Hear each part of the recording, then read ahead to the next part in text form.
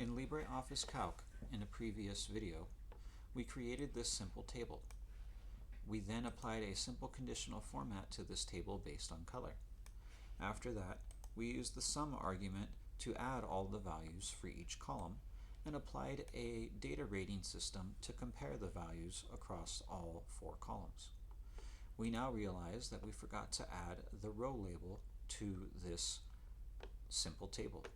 In order to perform this and preserve the conditional formatting, we must right-click on the first column and click on the Insert Columns Before function.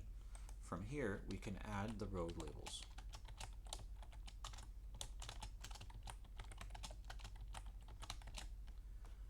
We can verify that the conditional formatting was preserved by clicking on the Format tab and going down to the Conditional tab and going down to the Manage tab and clicking here.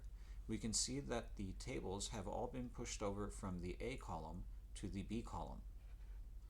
This preserves the conditional formatting and allows us to continue without breaking anything major.